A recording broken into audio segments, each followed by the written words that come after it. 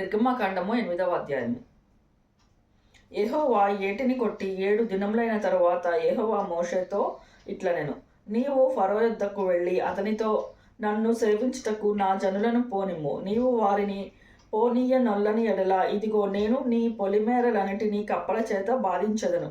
ఏటిలో కప్పలు విస్తారముగా పుట్టెను. అవి నీ ఇంట, నీ పడక గదిలోనికి, నీ మంచము మీదకి, నీ సేవకుల ఇండ్లలోనికి, నీ జనుల మీదకి, నీ పోయిలోనికి, నీ పిండి పిసుకు తొట్లలోనికి ఎక్కి వచ్చును. ఆ కప్పలు నీ మీదికి, నీ జనుల మీదికి, నీ సేవకులందరి మీదకి వచ్చునని యెహోవా సెలవిచ్చున్నాడని చెప్పమనెను.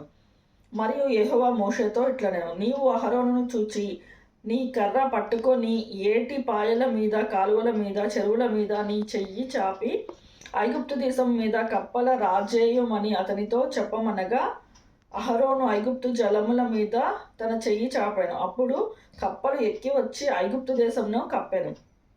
శకునగాండ్రు కూడా తన మంత్రముల వలన అలాగు చేసి ఐగుప్తు దేశం మీదకి కప్పలను రాజేసిరి. అప్పుడు ఫరో మోషే అహరోనులను పిలిపించి, నా యొద్ద నుండి, నా జనుల యొద్ద నుండి ఈ కప్పలను తొలగించమని యెహోవాను వేడుకొనిరి. అప్పుడు యెహోవాకు బలి అర్పించుటకు ఈ ప్రజలను అగత్యంగా పోనిచ్చేదనెను. అందుకు మోషే, నన్ను గెలిచినట్లుగా నీవు అతిశయపడవచ్చును. ఈ కప్పల శేషము ఏటిలోని ఉండుటకు, అవి నీ మీదను నీ ఇండ్లలోని ఉండకుండా చంపబడినట్లును, నీ కొరకును, నీ సేవకుల కొరకును, నీ ప్రజల కొరకును నేనెప్పుడు వేడుకొనవలెనో చెప్పమని ఫరోను అడగగా, అతడు రేపే అనెను. అందుకతడు, మా దేవుడైన యెహోవా వంటి వారెవరూ లేరు, నీవు తెలుసుకొనున్నట్లు నీ మాట చొప్పున జరుగును.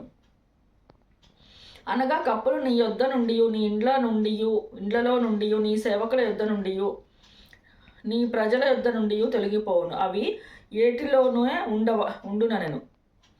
మోషే అహరోనులు ఫరో యొద్ద నుండి బయలువెళ్ళినప్పుడు యెహోవా ఫరో మీదకి రాజేసిన కప్పల విషయంలో మోషే అతని కొరకు మొరపెట్టగా, యెహోవా మోషే మాట చొప్పున చేసెను కనుక ఇండ్లలో నేను ఏమి, వెలుపలనేమి, పొలంలోనేమి కప్పలు ఉండకుండా చచ్చిపోయాను. జనులు వాటిని కుప్పలుగా చేసినప్పుడు భూమి కంపు కొట్టెను.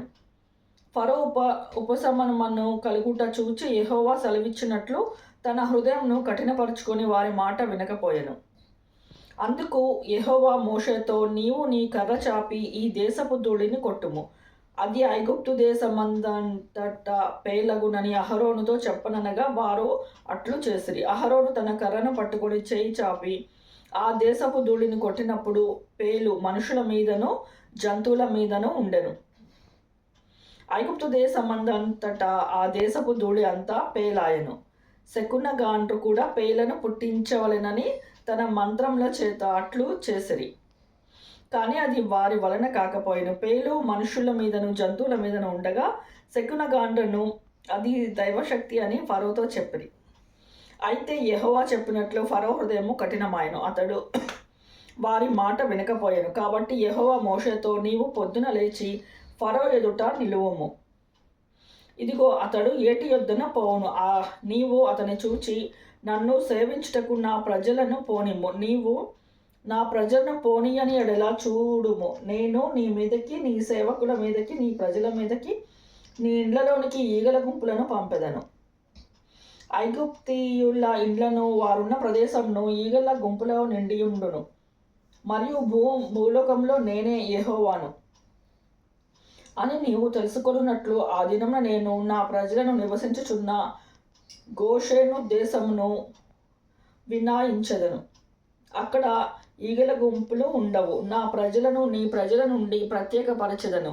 రేపు ఈ సూచక క్రియ జరుగునని యెహోవా సెలవిచ్చినట్లు నీవు చెప్పవలెననెను. యెహోవా అలాగు చేసెను. బాధాకరమైన ఈగల గుంపులు ఫరో ఇంటిలోనికి, అతని సేవకుల ఇంటిలోనికి వచ్చి దేశమంతటా వ్యాపించెను. ఆ దేశము ఈగల గుంపుల వలన చెడిపోయెను.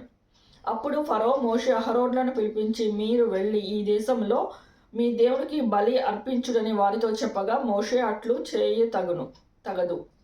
మా దేవుడైన యెహోవాకు మేము అర్పించవలసిన బలి ఐగుప్తీయులకు హేయము. ఇదిగో మేము ఐగుప్తీయులకు హేయమైన బలిని వారి కన్నుల ఎదుట అర్పించినట్లా వారు మమ్ము రాళ్లతో కొట్టి చంపుదురుగాక. మేము అరణ్యంలోనికి 3 దినములు ప్రయాణమంత దూరము పోయి దేవుడైన యెహోవా మాకు సెలవిచ్చినట్లు ఆయనకు బలి నర్పించుదుమనెను. అందుకు ఫరో, మీరు అరణ్యంలో మీ దేవుడైన యెహోవాకు బలి అర్పించుటకు మిమ్మును పోనిచ్చెదను, కానీ దూరం పోవద్దు, మరియు నా కొరకు వేడుకొనుడనెను. అందుకు మోషే, నేను నీ యొద్ద నుండి వెళ్ళి రేపు ఈగల గుంపులో ఫరో యొద్ద నుండి, అతని సేవకుల యొద్ద నుండి, అతని జనుల యొద్ద నుండి తొలగిపోవునట్లు యెహోవాను వేడుకొందును. కానీ యెహోవాకు బలి అర్పించుటకు ఫరో జనులను పోనీయక ఇంకను వంచన చేయకూడదని చెప్పి ఫరో యొద్ద నుండి బయలు వెళ్ళి యెహోవాను వేడుకొనెను. యెహోవా మోషే మాట చొప్పున చేయగా ఈగల గుంపు ఫరో యొద్ద నుండి, అతని సేవకుల యొద్ద నుండి, అతని ప్రజల యొద్ద నుండి తొలగిపోయెను. ఒకటి అయినను నిలవలేదు. అయితే ఫరో ఆ సమయమును కూడా తన హృదయంను కఠినపరుచుకొని జనులను పోనీయుడాయెను.